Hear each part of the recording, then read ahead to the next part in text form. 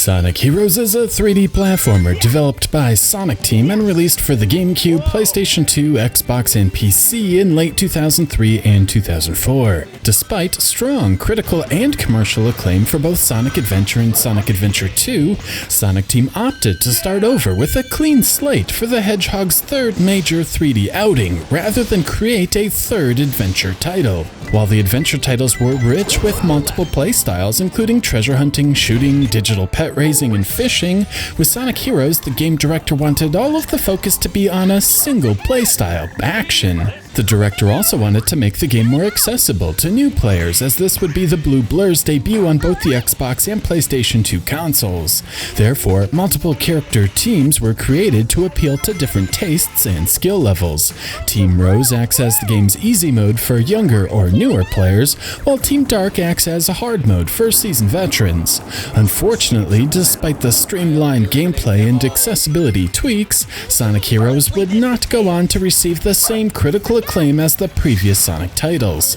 Despite removing many elements despised by critics, such as multiple playstyles, hub worlds, and convoluted plot elements, gamers and reviewers of the day determined Sonic Heroes wasn't a leap forward for the franchise.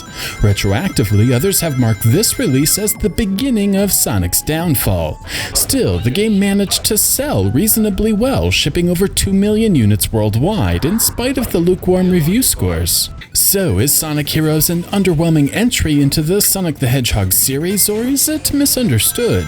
It's been over 13 years since its North American release, so let's dive in. Sonic Heroes opens with a cutscene showing the 4 groups of heroes, Team Sonic, Team Rose, Team Dark, and Team Chaotix, as well as a silhouette of everyone's favorite villain, Metal Sonic. It's a simple intro, but effectively sets the tone for the adventure using imagery void of any dialogue. The title track Sonic Heroes by Crush 40 also plays, which is an amazing piece of power pop.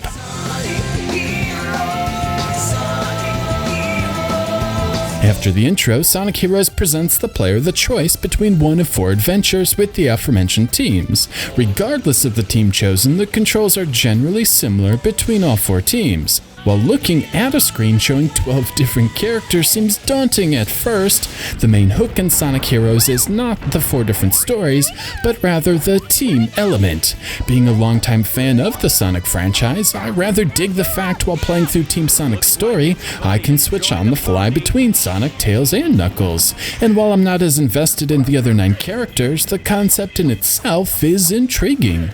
Basically, each team has a speed character, a power character, and a flying character. The speed characters are exactly like they sound, the fastest characters. Brought over from the adventure titles is the tried and true homing attack, allowing the player to lock onto enemies and springs. Additionally, they can perform a triangle jump, offering parkour-like maneuvers through certain obstacles, and perform a tornado attack, which stuns enemies and is used to engage flying vehicles. The flying characters offer the power of flight at the expense of drastically reduced speed. The homing attack is also removed in exchange for Thundershoot, allowing the flying characters to utilize a ranged attack. Finally, there are power characters. They are reasonably fast, can attack foes up close or from a distance, have 3-button combo attacks, and can glide. The levels do a decent job requiring the player to utilize all 3 formations. Sometimes this is obvious, like breakable walls needing a power character, strategically placed enemies over bottomless pits needing a speed character, and flying characters needed to clear tall obstructions. There are distinctions between characters of the same class as well. Big the Cat and Vector the Crocodile can do a belly bounce, for example, while the other power characters cannot. Sonic and Shadow can do the light dash, while the other speed characters can't, and poor Amy is unable to do the triangle jump. Finally, each team has a Team Blast attack. By defeating enemies, collecting rings, or just attacking thin air, a meter at the top of the screen will slowly fill up. Once full, a special attack is available, acting as a screen-clearing bomb. It also has some secondary benefits, like giving Team Chaotix extra rings and temporary invincibility for Team Rose. Needless to say, the arsenal of moves and attacks has been greatly expanded in Sonic Heroes compared to the adventure titles, and about the only thing I noticed missing are Knuckles' ability to dig and climb. With the basic control mechanics out of the way, let's talk about the actual gameplay. Each of the 4 teams contains an isolated adventure, though the 4 stories run in parallel. While there is some overlap and characters do run into each other, one doesn't need to play through Team Sonic's story to gain a better understanding of Team Rose's story. Speaking of Team Rose, their primary motivation is to locate Froggy the Frog and Chocola the Chow, who have gone missing. Team Sonic, on the other hand, receives a message from Eggman notifying them of his world domination plans, yet again. Team Dark starts off with Rouge the Bat infiltrating one of Eggman's warehouses, accidentally awakening Shadow the Hedgehog and disturbing Omega, who has gone rogue and also wants to destroy Eggman. Finally, 3D newcomers Team Chaotix run a detective agency and receive a job via a snail mail-delivered walkie-talkie. Their motivation is to simply finish the job and collect their fee. Despite each team containing 4 different stories, the 4 teams do run through the same 14 stages. These 14 stages are broken into 7 different areas and function like the classic titles, with 2 acts concluding with a boss fight, before moving on to the next area. The first 2 stages are Seaside Hill and Ocean Palace. These bright worlds do a nice job introducing the player to the world of Sonic Heroes, with plenty of scripted sections, basic platforming requiring the use of all 3 characters, and new level gimmicks like this racing segment and cannons with different behavior depending on which character jumps in first. The next 2 stages are Grand Metropolis and Power Plant. These 2 stages lay down thick with the combat. In order to unlock platforms, engage anti-gravity lifts, and open cages, hordes of enemies must be cleared out. Now is also probably a good time to talk about the leveling up system. Each of the 3 characters starts off with weak attacks, with the flying characters only able to stun enemies, and the speed and power characters taking multiple hits to take down even basic foes. However, certain enemies and item boxes will have power-ups, leveling up one of the characters. This is signified by little white dots under each character in the HUD. Once leveled up, each character becomes much more powerful, removing the limitations previously mentioned. The flying characters in particular become exceptionally awesome, taking out multiple enemies at once from a safe distance. It offers a nice reward for players who bother to attack enemies or seek out item boxes in the first place. It isn't required though. Any enemy with a shield or armor can be relieved of their armor with the speed character's tornado attack, and then dispatched with whatever character the player wishes. This can be slower, of course, and a fully leveled up power character can smash through almost any enemy. And of course, the character level does reset after death or upon clearing a stage. After the futuristic city stages are a pair of pinball-themed stages, Casino Park and Bingo Highway. The main gimmick in these stages is, of course, the characters turning into pinballs, allowing the player to interact with the environment in a totally different way. The goal of these tables changes as well. Sometimes one will want to drop down to the bottom to proceed, sometimes to the top.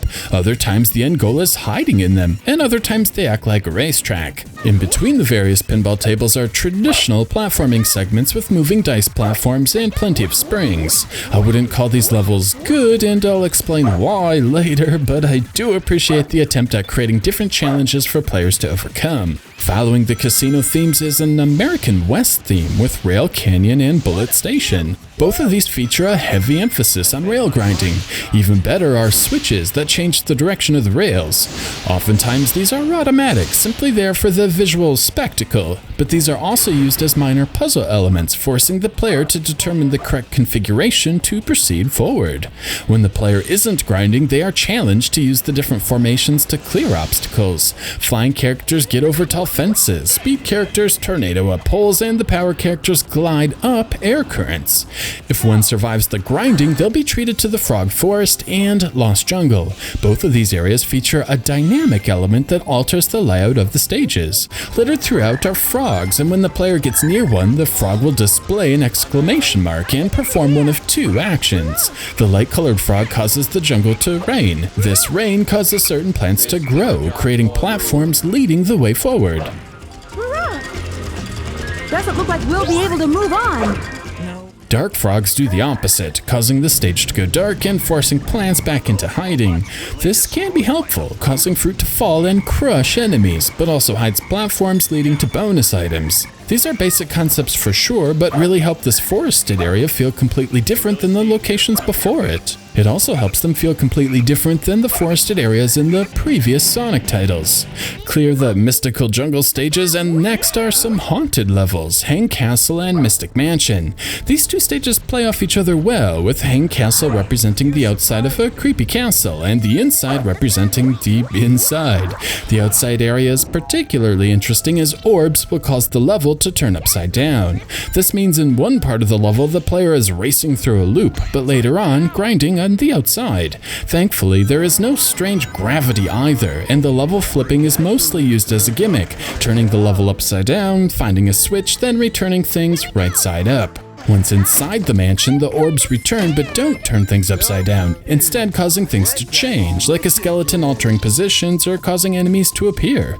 I also enjoyed the fact the mansion level is an indoor area, offering a stark visual contrast to the platforms floating in space style used in a vast majority of the game. Finally, the last pair of levels are Egg Fleet and Final Fortress. These represent Eggman's flying fortress high in the sky. These do a really nice job tying all the various gameplay elements together in a final platforming gauntlet. There is plenty of grinding, plenty of enemies, plenty of switches, triangle jumps, plenty of pretty much everything. It makes these final two stages feel like the perfect way to end the adventure. Moving on, I need to talk about the bosses. As I noted, there is a boss fight after each pair of stages, so 7 encounters in all.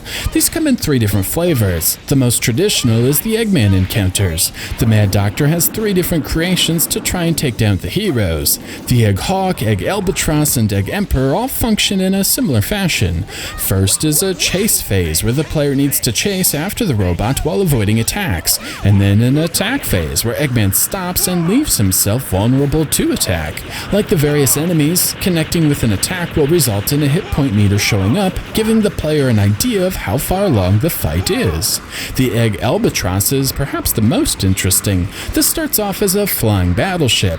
The player first destroys the bottom section, which then falls off. After this, they destroy the blimp portion, which again flies off, leaving just the Egg Hawk. While I've never been a big fan of bosses in Sonic games, these are probably the best conceived up to this point in the series, with battles happening while Sonic is running along. Next are character battles. Now, these pretty much sucked in the adventure titles, and they suck here too. I will say I found it mildly entertaining to use Big or Vector to bounce along endlessly until victory is achieved, but the depth is severely lacking. Finally, there are enemy rushes. As best as I can remember, this is a fresh concept. Basically, Eggman will unleash massive amounts of enemies at the player. Once cleared, another rush of enemies isn't far behind. These can range from ground enemies, air enemies, armored enemies, and different combinations. The various combos do introduce some moments of strategy, allowing the player to tackle some patterns with the speed characters, others with the power characters, and others still with the flying characters. After playing through the 14 stages and 7 boss battles with each of the 4 teams, the ending for each will conclude the 4 different stories. Team Rose finally finds Froggy and Chocola, Team Sonic takes down the Flying Fortress and saves the world, Team Chaotix catch up with Eggman, who needed to be rescued, and Team Dark, I don't know, emo whining. The Team Dark story should be the most interesting as it picks up where Sonic Adventure 2 left off. Somehow, Shadow returns, despite dying at the end of the previous game. He spends most of the time wondering about his past, seemingly forgetting everything that previously happened, I guess because he died. After defeating Eggman in the Team Dark story, Omega and Rouge stumble upon a clone Shadow army. Despite this bombshell, the story just sort of ends with a lame joke and is not addressed. However, one thing that does linger across all 4 storylines is the fact the Eggman we see on the screen is not actually Eggman. Instead, it's some sort of robot made of liquid metal, much like the T-1000. It's intriguing for sure, with little clues dropped along all 4 playthroughs.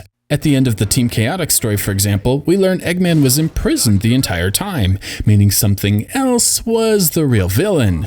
Much like the Super Sonic story becoming available in Sonic Adventure after clearing the 6 campaigns, or the last story becoming available in Adventure 2 after beating the Hero and Dark campaigns, a last story becomes available in Sonic Heroes after beating the 4 team campaigns.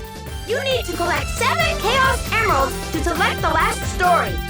Except one cannot actually play the last story unless all 7 Chaos Emeralds have been found. Obtaining the 7 Chaos Emeralds is not obvious while playing the game. One actually has to consult the manual if they don't stumble upon it by accident. Anyway, in every stage is a cage or two containing a key. Using a power character, the player can smash the cage and collect the key, which then shows up on the screen. Receiving damage will cause the player to lose the key, so care must be taken to reach the end of the stage once the key is obtained. If this goal is achieved, the player will be whisked away to a special stage. The special stage is like a tube. The character's forward movement is automatic, meaning the player just needs to move left and right, like in Sonic the Hedgehog 2. However, instead of nabbing rings, the objective is to nab spheres. This will fill a gauge, and pressing the action button will allow the player to dash. From here, simply avoid spikes and try to reach the goal. On odd-numbered stages, this is a timed race. Reaching the end will award some extra lives. On even-numbered stages, the goal is to pass the Chaos Emerald that is also racing through the tube. So, to collect the 7 Chaos Emeralds, a player will need to find the key on 7 different stages, and then catch up to the emerald during the 7 special stages. Thankfully, a player can attempt each of these 4 times, once for each team, and if that isn't enough, the player can go to the challenge mode and replay any of the stages for as many attempts at snaking keys to retry the special stages as they need. So, after collecting the 7 Chaos Emeralds, the last story is finally accessible. It is here we learn Eggman has been kidnapped by Metal Sonic, who has been busy tracking all 12 heroes and then stealing their data. Once he has finished acquiring information on everyone, he then transforms into Metal Madness. Eggman advises Metal Sonic can only be defeated with the power of the 7 Chaos Emeralds, and then realizes all 7 Chaos Emeralds are present. Next is a pair of fights against Metal Sonic. In Metal Madness, the 3 teams take turns using remote power attacks or Thundershoot to hit the weak point of the enemy robot. Complete this task with the first team, and the next team gets their shot. After repeating this task 3 times, Metal Sonic makes yet another transformation, and Team Sonic uses Chaos Emeralds to go super. The final fight is Metal Overlord. This fight is surprisingly easy. Just use Super Sonic to destroy incoming attacks and charge up the blast meter. Once full, use the Team Blast maneuver to inflict damage on Metal Overlord. Achieve this 4 times and Metal Sonic will return to his regular form, and the adventure finally comes to a close. Then, of course, the credits roll. Before I get into the analytical portion of this review, let's take a look at the technical aspects of Sonic Heroes. Graphically, Sonic Heroes is a mixed bag. Being the first multi-platform release of a Sonic game, Sonic Heroes uses the Renderware engine. Despite this, it still very much feels like a Dreamcast-era Sonic game. This is both a good thing and a bad thing. It's a good thing because the game moves at a brisk pace, is loaded with bright primary colors, and generally runs without any problems or hiccups. The Xbox, which I'm using for this review, was released almost 3 years after the original Dreamcast, sporting significantly beefier technical specs. This is most apparent in the texture mapping. Not only are the textures much more detailed, they remain much sharper even in the distance, rather than getting blurry. Character models are improved as well. The shoulder sockets and eyelids in particular are better looking. However, despite the improvements and being an artistically good-looking 6th generation title, technically it can be a bit lacking. Much like Sonic Adventure 2, Sonic Heroes is severely deficient in polygon count. Oftentimes the level layouts are simple platforms floating in space. While the detailed backgrounds might have masked this back in the day on a standard television with a composite video, on modern display equipment, Sonic Heroes looks extremely primitive. Compared to other titles of the time, Sonic Heroes comes up a bit short. The lighting is also deficient, with all of the characters retaining the same luminosity regardless of the lighting conditions. Again, compared to other titles of the time, Sonic Heroes is lacking. Even the character's shadows exhibit strange behavior, casting a shadow on platforms significantly higher than them. Worse yet, this Xbox version has a few technical issues. The frame rate will get choppy when there are too many particle effects, for example. While this is mostly infrequent, the slowdown is a bit surprising considering this doesn't happen with the GameCube version. Still, technical handicaps aside, I wouldn't call the game ugly by any stretch. The sheer speed of the adventure, in addition to the terrific use of color, really does harken back to platformers of the 90s and still looks fantastic today. Here we go! Let's go! Moving on, the audio is excellent across the board. Sound effects like jumping, tornadoing, snatching a ring, speed platforms, and grinding are all great, and even enemies explode with a satisfying bang. It helps the player feel like they are interacting with the world. However, the voice acting is all over the map. Most of the characters are fine, with actors and actresses doing a nice job with their performances. However, Tails is extremely whiny for some reason, and heavily slurs his words in some sequences. The inexplicably whiny behavior combined with lazy delivery makes the poor fox unlikable in Sonic Heroes. But it's so spooky here! On the flip side, a few characters are surprisingly good. Cream the Rabbit has some funny in-game dialogue, and the way she looks up and respects Big and Amy is extremely charming. Same goes for Omega. He is hell-bent on destroying everything Eggman has created, and his commitment to the mission is awesome. His impatience towards his teammates can be hilarious, again making him a surprisingly likable character. Adding to the audio presentation is a sensational soundtrack. While feelings on Sonic Heroes both back then and today have varied drastically from gamer to gamer, reviewer to reviewer, or fan to fan, what everyone seems to agree on is the level of quality found in the music. The variety of genres explored is terrific, the sheer amount of different instruments used is outstanding, and the compositions are at times incredibly catchy. From the lazy rock found in Seaside Hill, the industrial sounds of Grand Metropolis, the funky pop in Casino Park, the metal riffs in Bullet Station, new age vibes in Frog Forest, the spooky music in Hang Castle, and electronica in Final Fortress, the energy levels, instrument selections, and melodies are all stunning and seriously one of the high points of the adventure.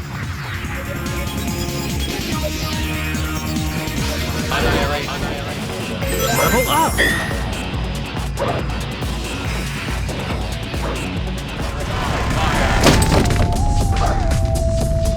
Switch detected ahead.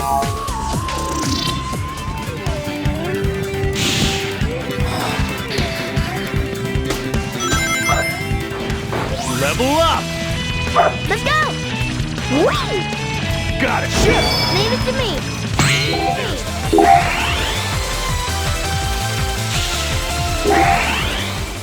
So, with all of that out of the way, let's dive deeper into the question asked at the beginning of the video. Is Sonic Heroes an underwhelming entry into the Sonic the Hedgehog series, or is it misunderstood? First, let me say Sonic Heroes is misunderstood. With having twice as many story campaigns as Sonic Adventure 2 and twice as many playable characters as both adventure games, Sonic Heroes initially looks like Sonic Team has continued to cram as many characters as possible into a single game.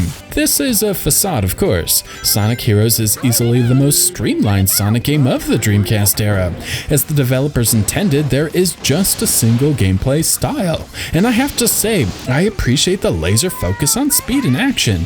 It's very true to the original titles, and the removal of alternate playstyles like shooting, hide and seek, and fishing help the game's pace match the series' origins. The result is something that feels very much like a Sonic game. All 14 stages are designed in a way to maximize forward momentum a majority of the time. There are a ton of alternate paths rewarding those who like to explore the levels, and for those looking for the quickest path to the exit, it makes subsequent playthroughs a satisfying experience. And while the combat feels like a pace breaker at first, like the original titles, many enemies can be avoided completely. Once a player gets a feel for which enemies truly need to be defeated to progress, strategies can be learned to efficiently deal with enemies in the least amount of time. Be it leveling up, using the appropriate formation, and taking advantage of the Team Blast attacks, it all feels very cohesive, and the enemy life bars add a layer of depth to the combat lacking in most of the previous games, without getting in the way of the core goal of platforming quickly. Sonic Heroes also throws in little callbacks to previous games. There are nods to Mushroom Hill, references to the Egg Carrier, concept art from the original game, an entire team of misfits from the ill-fated Sega 32X, fan favorite, Metal Sonic, and the return of pinball. I also enjoy all of the checkerboard patterns found in the outdoor stages and always appreciate speed loops, a Sonic the Hedgehog staple. I also prefer the toned-down story. Eggman and his robot creation are the main villains of the adventure, rather than a god of destruction or bio-lizard mated to a space colony. While I appreciate the sheer ambition of the adventure series, Sonic Heroes feels far more grounded and less, well, confusing. So, with the streamlined gameplay, less obtuse storytelling, evolved combat, and a return to the series' roots, it's hard to imagine Sonic Heroes being underwhelming. But it is. For starters, let me start by saying Sonic Heroes leaves a bad first impression. The game lacks the immediate playability many platformers of the era possess. When moving at full speed, the controls are twitchy, and simply moving straight can become a challenge. Next, since a majority of the level design is of the platform's floating in space variety, most deaths will be from falling off the level, rather than enemies or stage hazards. Be it knockback, odd controls, or the deficient camera, newcomers can expect to die, due to no fault of their own, a lot.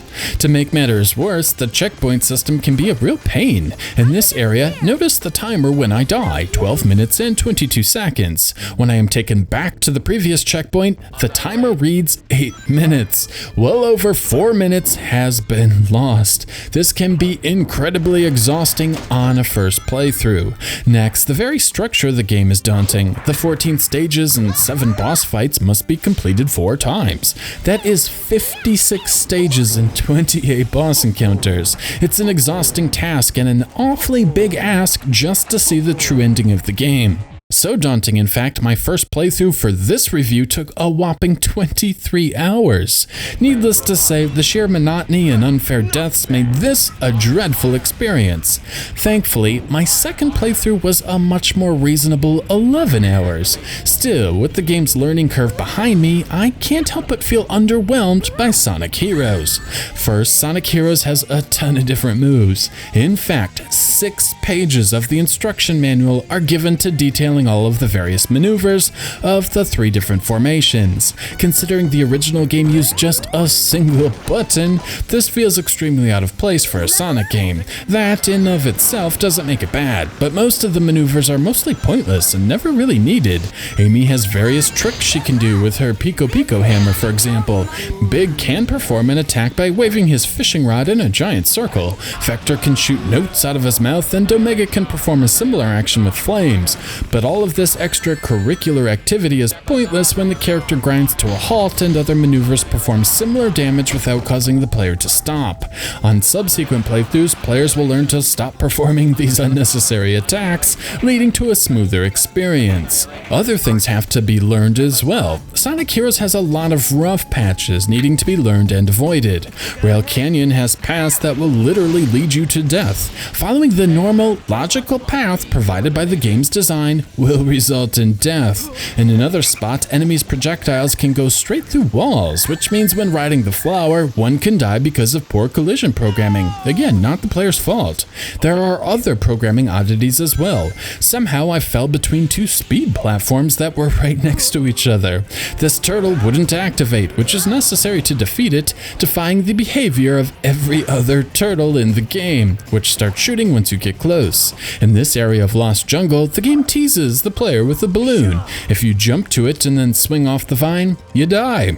This level of sloppy design permeates throughout nearly every level. Dash rings often shoot the player off into unexpected directions. Characters will get stuck in walls, or worse, fall off the level. And sometimes the tornado jump will cause the player to take damage on nearby obstacles. Much of the learning curve in Sonic Heroes is not solving clever puzzles, defeating tough enemy patterns, or overcoming platforming challenges. Instead, most of the learning curve in Sonic Heroes is dealing with the incompetent and sometimes broken design. On top of this are some wonky controls. The speed characters don't handle well at speed, causing them to ricochet back and forth during speed sections, which is hardly satisfying. The homing attack is equally maddening. Here I went for a spring, but the game decided to send me into an enemy instead. On a boss rush I went for an enemy, but the game decided to kill me. Here I wanted to hit an enemy, but did a triangle jump. The baffling inconsistencies with the homing attack will cause many players to just default to the power formation for a majority of the game. checkpoint increases the leader's level too. The flying formation isn't perfect either. There is a height limit when jumping and flying. I assume this is done to prevent crafty players from breaking the levels. However, this limit does cause some unintended consequences. If one doesn't begin the ascent at the peak of a jump, many platforms are not accessible as the appropriate height can't be reached. There are moments when the character on the bottom doesn't reach a spring either, slowing the action down while the player tries to reorientate into the appropriate position. Sonic Heroes contains a lot of switches that need to be pulled to open doors. This is normally fine, though finicky, requiring the appropriate button to be pressed a couple of times before it correctly triggers. This finickiness is amplified with the flying characters. Many seconds will be lost trying to get the action to appropriately trigger so progress can be made. Another gimmick with the flying characters are these mid-air buttons needing to be hit by using Thundershoot. If you get too close to the button, it spins and you have to back up, which is annoying. Others are placed far away, and finding the perfect altitude to actually hit the thing again wastes a lot of time. Nothing about this is fun. These aren't clever puzzles requiring wit, nor are they tough challenges requiring skill. Instead, just mundane tasks needing to be completed for progression. Other tedious tasks include multiple switches needing each character to press simultaneously to trigger an event. But this too is finicky, requiring a lot of messing about to get it to work correctly. Again, this isn't a clever puzzle, but a tedious task. Finally, there are giant mechs. On later difficulties, these have helmets needing to be knocked off before they'll even sustain damage, which is lame. One can use a variety of attacks to defeat these, with power characters being the most effective.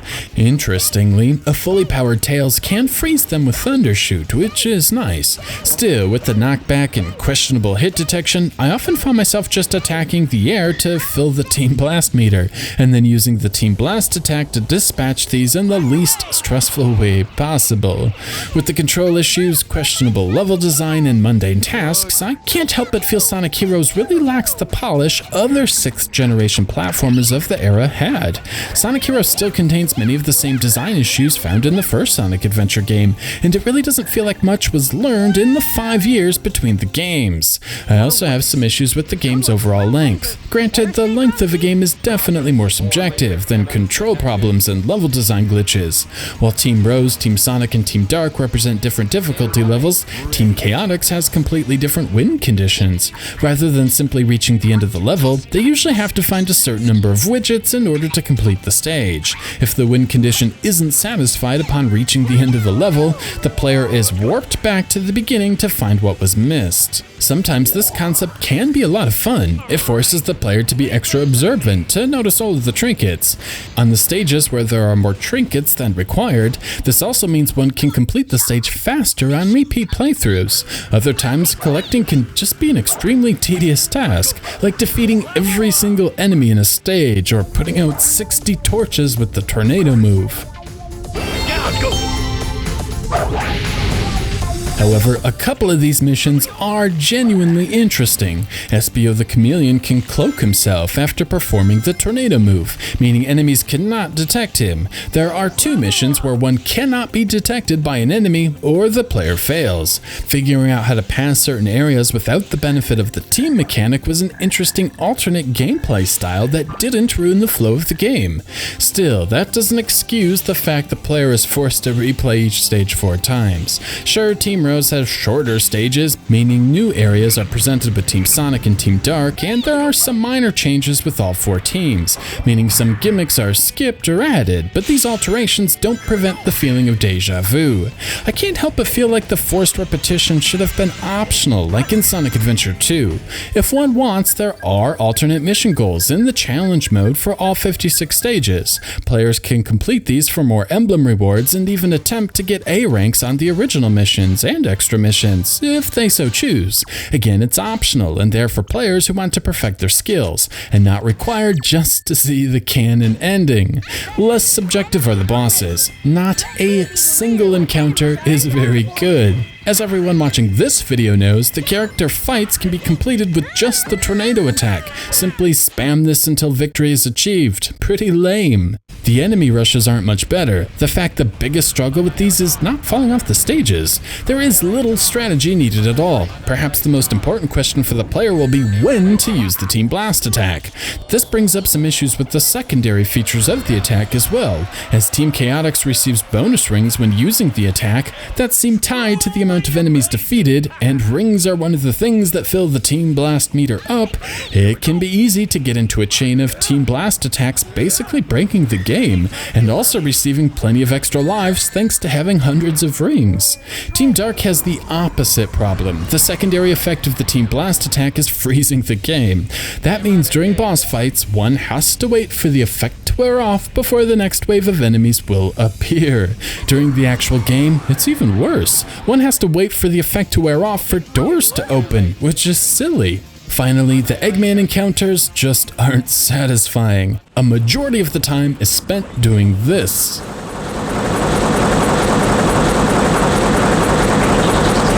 There is little strategy or skill needed to defeat the Mad Doctor, making these rather disappointing. Compared to what other titles were doing at the time, requiring a mix of skilled gameplay, light puzzle solving, and utilizing an arsenal of moves to be successful, all of the boss encounters in Sonic Heroes come up short. Finally, there are two elements in Sonic Heroes that absolutely suck. The controls in the pinball areas don't work correctly. The idea is you can nudge the characters left and right and guide them where they need to go. In actuality, the inputs of the player are merely suggestions offered to the game. The game then decides if it wants to ignore them altogether, accept the input, or reverse the input. Just like in the GameCube version, I found at times Sonic Heroes would register my inputs in reverse, causing my character to drop down to their doom. Needless to say, it sucks. And don't even get me started on trying to collect tokens on these tables with Team Chaotix. Same goes for the special stages. Something is seriously wrong with the physics engine, specifically the gravity. The characters seem to come to a crawl when moving downwards, and even fall, which makes no sense. This can make collecting the 7 Chaos Emeralds a real nightmare for newcomers. Thankfully, once you get a handle on how the boosting mechanic works, namely holding the boost button instead of rapidly pressing it, these can all be completed quickly. Even then, I can't help but wonder how Sonic Team shipped the game with such broken mechanics. Woohoo! As we enter the home stretch, I must say I came out of Sonic Heroes liking the game a lot more than I have since its release. There is a lot to enjoy here, such as the fast gameplay, colorful graphics, and phenomenal soundtrack. The gameplay feels as close to the classic games as any before it, with new elements added in each world, the player being rewarded for quick reaction times, and learning the alternate paths presented in the levels. And on a personal note, I was happy things like mech shooting and treasure hunting have been removed entirely, simplifying the gameplay. However, as a fan of 3D platformers, Sonic Heroes is still a letdown. Basic things like the controls are still below average, the light dash is unresponsive, often failing to trigger at all, and the camera is still problematic, offering poor views of the action, making tasks more difficult than they really should be, or just failing to point the player in the right direction, leading to death. The fact most of the difficulty curve is learning to avoid the pitfalls of sloppy level design and poor coding is extremely disappointing, and by 2003 or 2004, even developers no one has ever heard of were crafting 3D adventures with far more polish, more interesting boss encounters, and far fewer glitches. In closing, Sonic Heroes is a decent Sonic game that can be enjoyed by fans of the blue blur, but I'm just not sure if there's much here to appeal to gamers outside of the established fan base. Despite declining sales, developers were still pumping out 3D platformers at a brisk pace, and Sonic Heroes feels incredibly dated compared to its peers. And while I came out of this review appreciating the game a ton more than when I came in, at the end of the day, I still find the overall experience disappointing.